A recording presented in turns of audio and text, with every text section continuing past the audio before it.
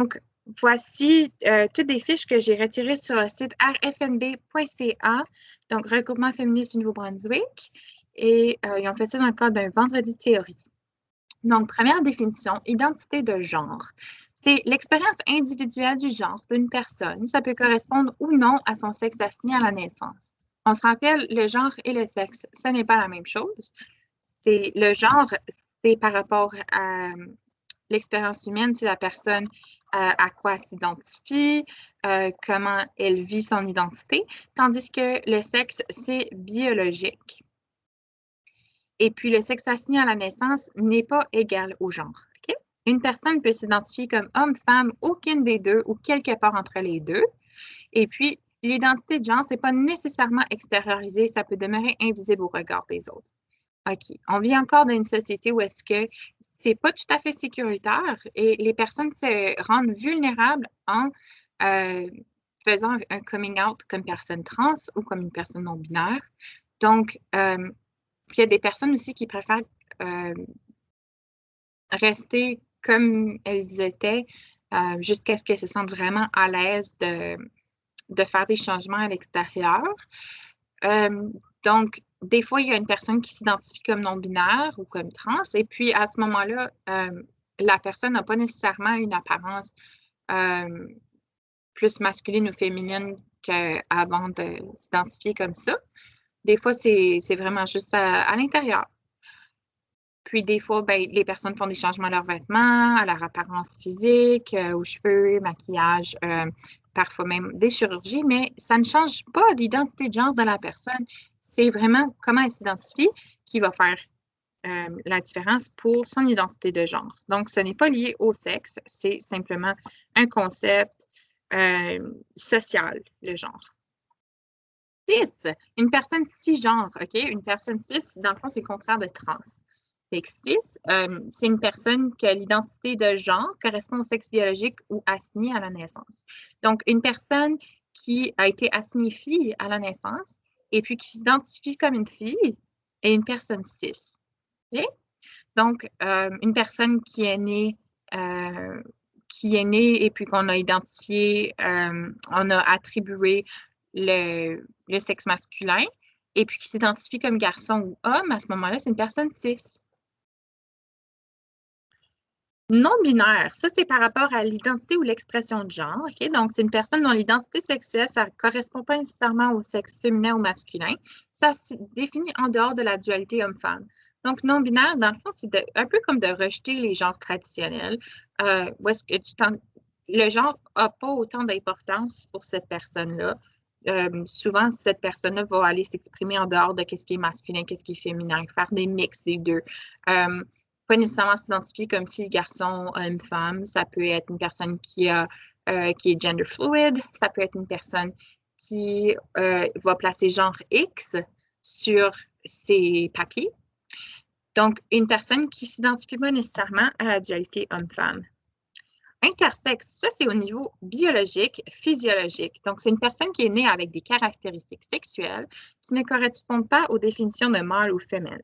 Donc, ça peut être des personnes avec le syndrome de Turner, le syndrome de Klinefelter, d'autres syndromes au niveau des chromosomes. Ça peut aussi être avec des variations dans l'anatomie, dans les hormones, dans les organes génitaux. Par exemple, il y a des personnes qui naissent où est-ce qu'on assigne le sexe féminin à la naissance. Pourtant, cette personne a un niveau de testostérone tellement élevé qu'il présente des caractéristiques plutôt associées au sexe masculin, donc des caractéristiques biologiques qui sont en fonction de la testostérone.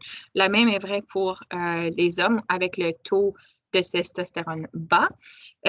Donc, on peut avoir des variations au niveau du sexe. Et puis, ici, intersexe, ça signifie simplement que cette personne-là se trouve ici pas nécessairement mâle ou femelle, un mix. Et puis, souvent, ces personnes-là vont être infertiles et aussi vont probablement s'identifier comme trans à un moment donné dans leur vie. Pas nécessairement, mais ça arrive souvent. Et puis, ils sont autant communs que les personnes rousses. Petite statistique. personne trans, donc c'est le contraire de cis, c'est une personne dont l'expression et l'identité de genre ne correspondent pas au sexe assigné à la naissance. Donc, ça peut être des personnes qui sont non-binaires, des personnes gender fluid, ça peut être des personnes qui s'identifient justement à un autre genre que celui qu'on leur a assigné à la naissance. OK? Parce que, comme on dit, le sexe qu'on a assigné à la naissance, on mélange souvent ça avec le genre, mais c'est pas la même chose. Donc, exemple de personnes trans. OK. Dans le fond, il y avait une personne, on l'a assigné garçon à la naissance. On lui a donné le nom de Jean. Et puis, la personne, éventuellement, se rend compte qu'elle ne s'identifie pas comme un garçon, elle ne se sent pas comme un garçon. Et puis, à ce moment-là, la personne va aller travailler au niveau de son identité de genre, puis va changer des fois des trucs dans son apparence, dans sa physionomie, va peut-être changer de nom, de pronom, puis décide de s'appeler Jessica. Donc, ce n'est pas un garçon, c'est une fille trans. Okay? Donc, si c'est une enfant, c'est une fille trans. Si c'est une femme, ça va être une femme trans. Okay? Donc, la personne a été assignée garçon à la naissance, mais elle est une femme, donc elle est une femme trans. Le contraire est aussi vrai, donc ça peut être une personne qui est née, on l'a assigné le sexe féminin, on lui a dit qu'elle était une fille, mais cette personne-là ne se sent pas comme une fille à l'intérieur. Elle se sent vraiment comme un garçon, c'est son identité, c'est la manière qu'elle veut vivre sa vie. Donc, quand je dis elle, c'est parce que je féminise tout parce que c'est une personne, OK? Je suis en train d'utiliser l'écriture épicène. Donc, je ne dis pas elle en fonction du pronom, c'est parce que c'est une personne, OK? Donc, la personne ne s'identifie pas avec le genre qu'on lui a attribué socialement. Donc, cette personne-là, à ce moment-là, elle peut faire des changements de pronoms, elle peut changer son nom, peut changer son genre sur ses papiers officiels, etc. Et puis, à ce moment-là, cette personne-là, si elle s'identifie maintenant comme homme, c'est un homme trans. OK? Ou carrément, on peut juste dire c'est un homme. Parce que les personnes trans sont autant des hommes ou des femmes que les personnes cisgenres qui sont des hommes ou des femmes. OK? C'est autant.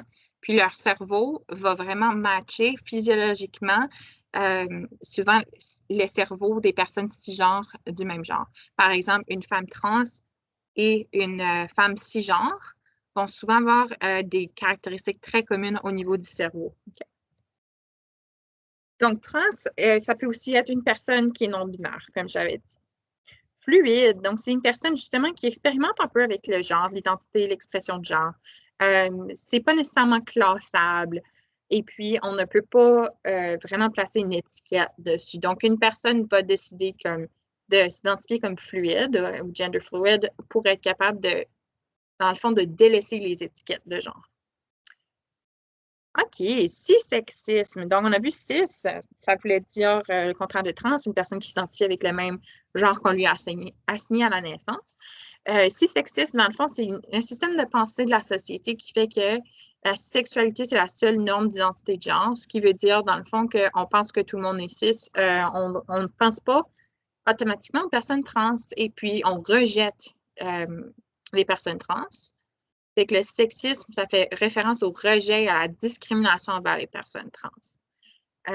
Parce que malheureusement, c'est encore souvent le cas dans la société où est-ce que les personnes ne peuvent pas être leur vraie personne authentique parce qu'ils ont peur du rejet, ils ont peur de l'intimidation, ils ont peur de la violence.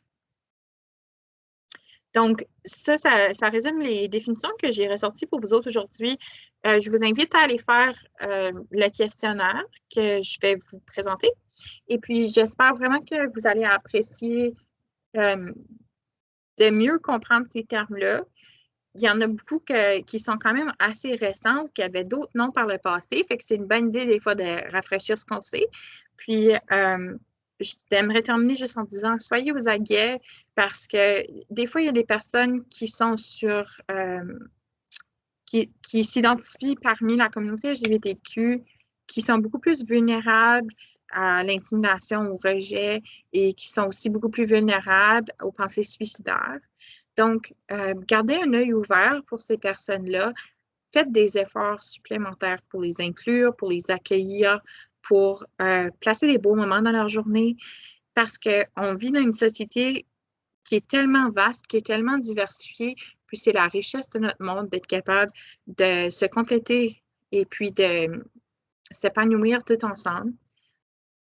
L'inclusion, c'est tellement important. Prenez la chance de connaître, d'écouter, puis de soutenir des personnes trans, des personnes avec différentes orientations sexuelles que vous, avec différentes identités de genre que vous, puis vous ne regretterez jamais.